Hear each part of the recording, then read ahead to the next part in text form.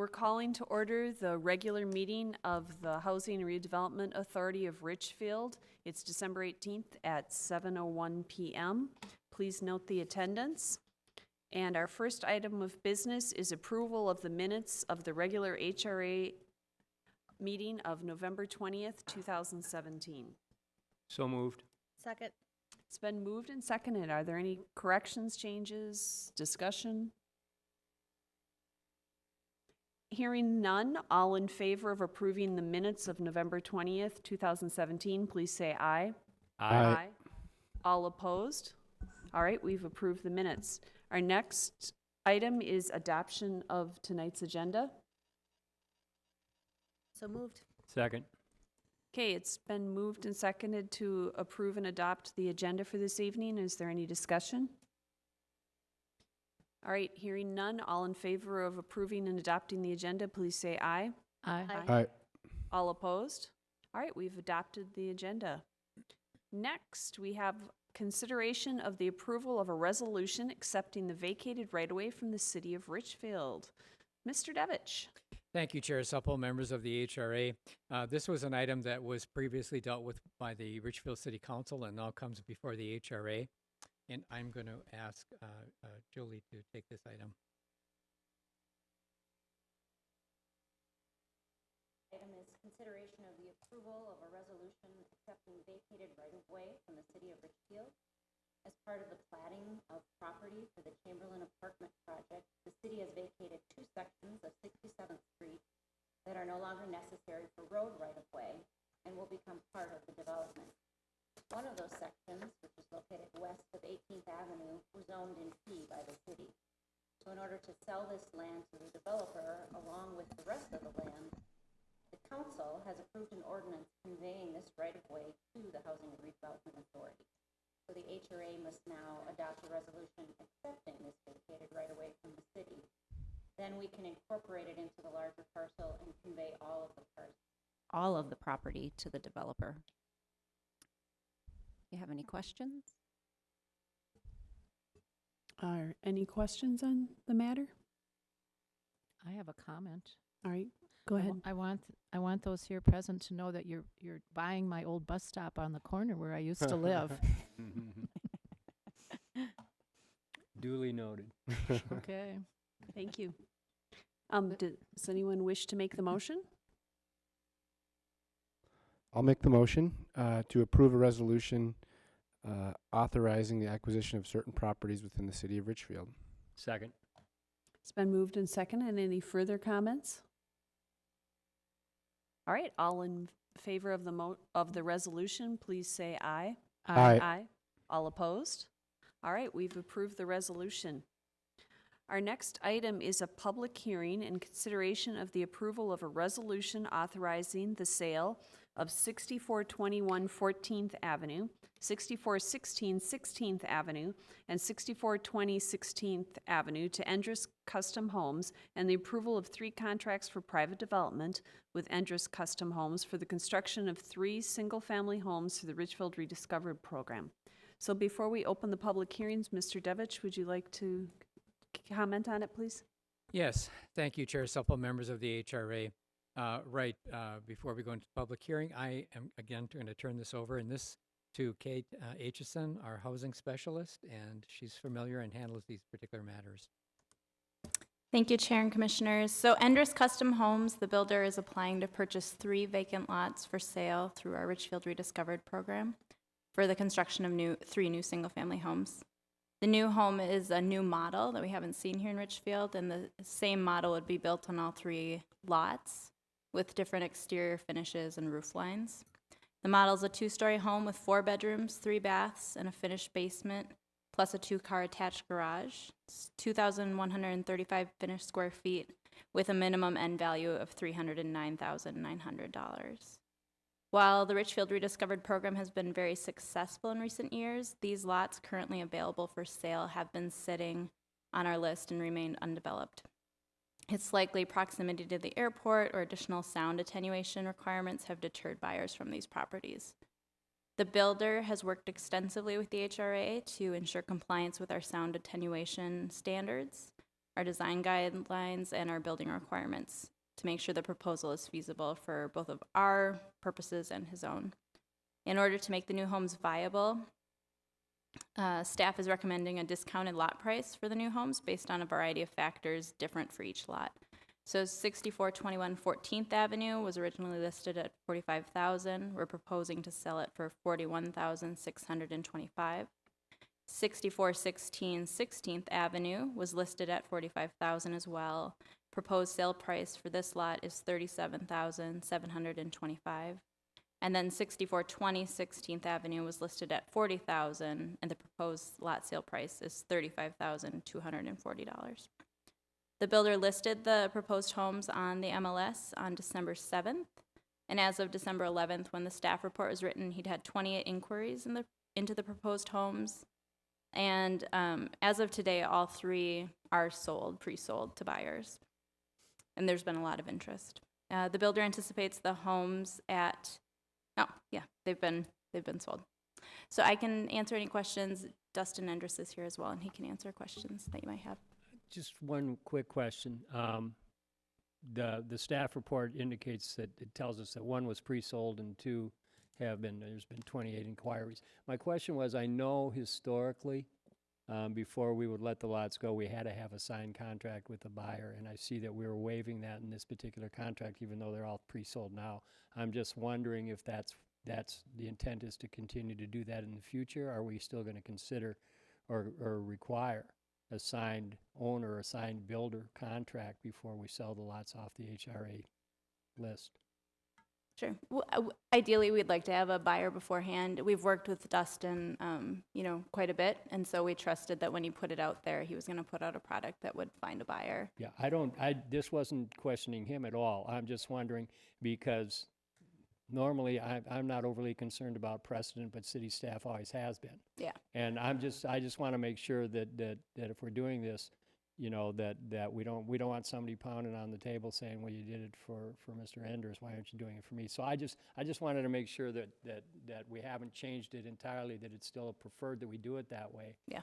And so, yeah, and I don't have any questions in regards to the quality of homes he builds because he's got 3 or 4 in my neighborhood, so it's good. But that just caught my attention knowing that we hadn't done it previously. Thank you. Mm-hmm. I have a procedural question, and then we'll take more questions. Do you, Mr. Devich, do we need to do these as each a separate public hearing or one for all 3?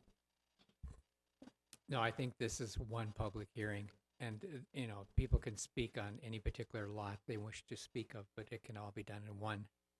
Okay, in that case, then, if there are any questions? I'm sorry. Go ahead, Erin. I just had some questions about the reduced price that we're selling them at. Didn't we and the city council just reduce the sound quality restrictions in that area in their last meeting, which would then bring the cost of those windows back down? Yes, so on the 12th, the council approved some adjustments, and so this does reflect those changes. The changes used to be between, or the requirements used to cost between $7,500 and $10,000 per house. Okay. And this was down to about $3,700. Yeah, so it made a big difference, and that is reflected in these prices. Okay, thank you. My question is how, when you divide a 100-foot lot, how do they end up 49 and a half feet? It was a 99-foot lot. And why, we don't know. Okay, just checking. All right. Are there other questions?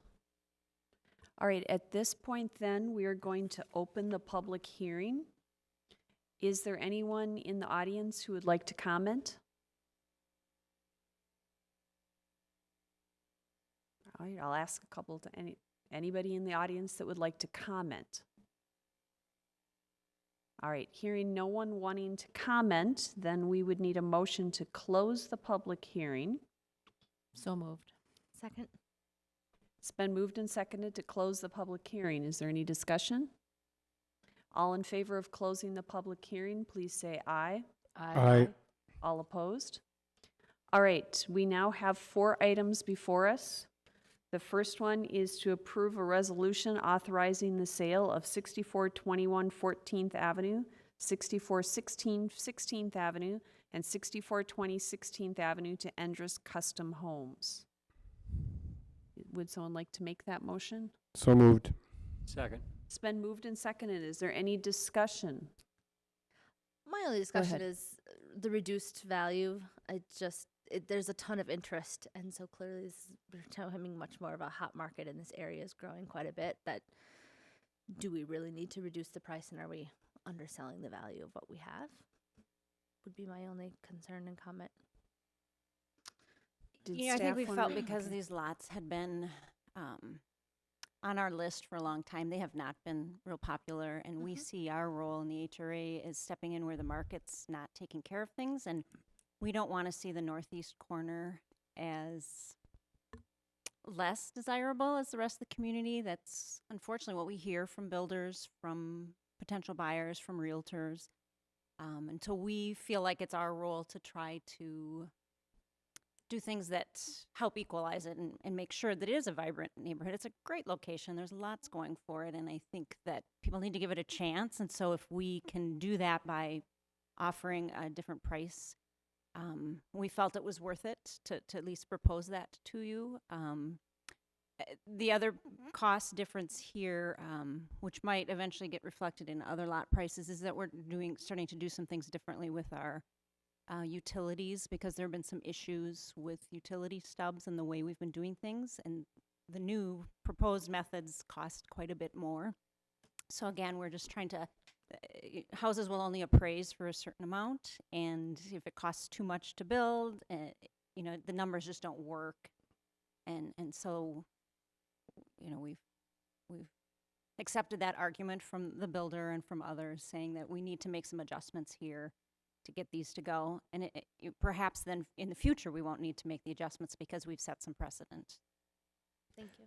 I can just add, I don't travel over there a lot, but when I'm going across Crosstown, get off on Bloomington, when I'm going over to the Cedar area, that I know that the for sale signs have been there for a long time. And I'm not a builder or developer, so I don't really have a vision for what you can put on a lot.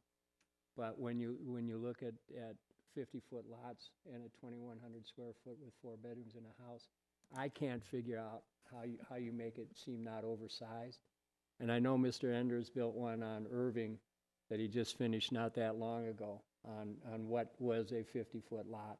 And my wife and I walk by there all the time, and she couldn't envision a 4-bedroom house on that lot because of the size. But when you go by and see the product that he put on it, and it fits, and it doesn't overpower the neighborhood, and it's not outsized, but it's a really nice looking home on a standard Richfield 50 by 120 lot.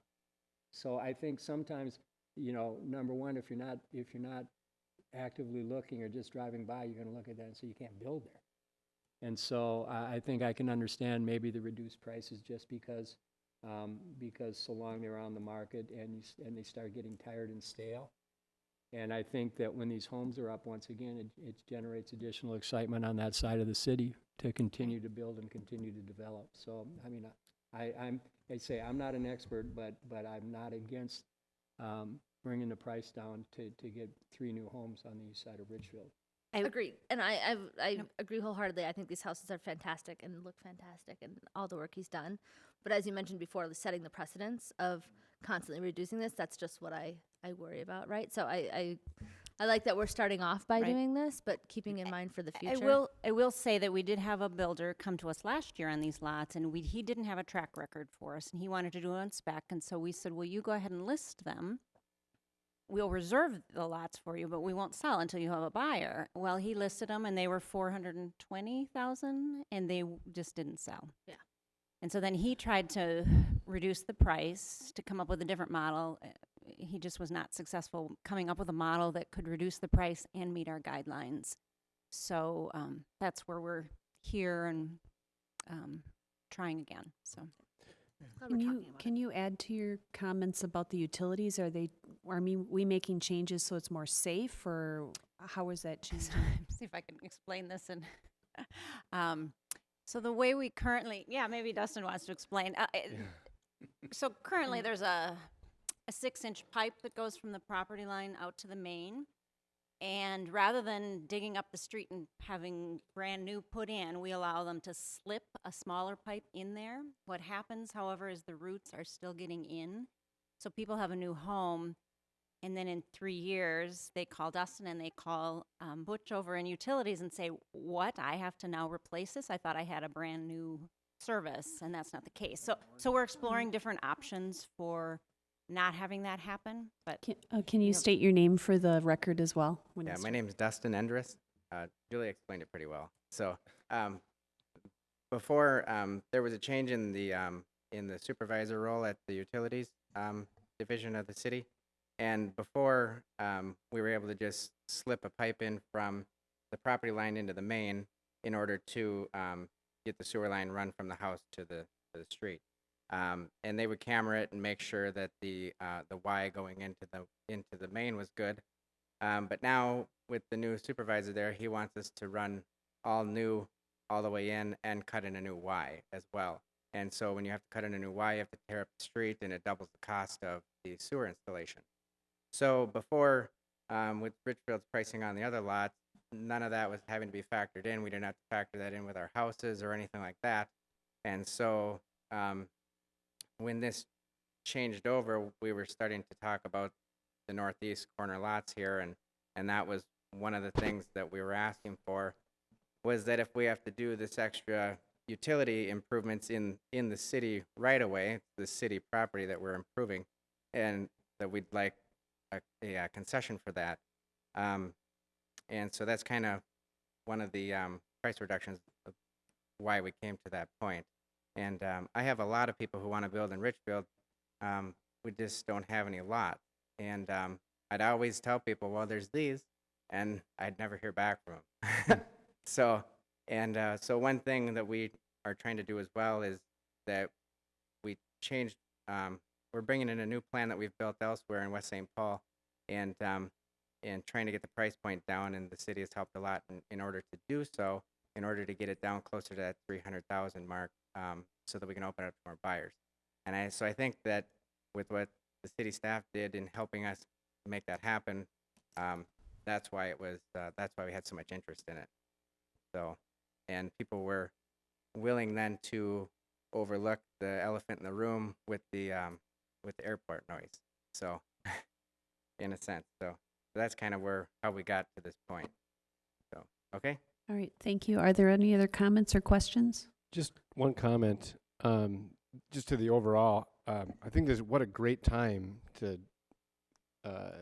invest in this corner of the city, and I think that this is things like this, being able to be flexible and to work with builders to diversify our housing stock on the east side, along with all the other things that this HRA and the council has talked about. Boy, when you can think 2, 3, 4 years down the road, just the ability to buy a home like this in this area, and we start to look at the neighborhood, it just seems like this is a big moment in time, I think, for that area of the city, and this is a part of it. All right, Commissioner Sandal? I would piggyback on that. I have the same thought. And I'm pleased to see that we're going forward with upscale housing on the east side. I think 3 brand new houses in one neighborhood like that, close together, will make a big impression on the neighborhood. And we've discovered over the years that when people improve their homes, the neighbors follow suit. And now they have these 2 brand new homes. It's more likely to make people think about investing in their own homes. So I think that's a real plus. Any further discussion?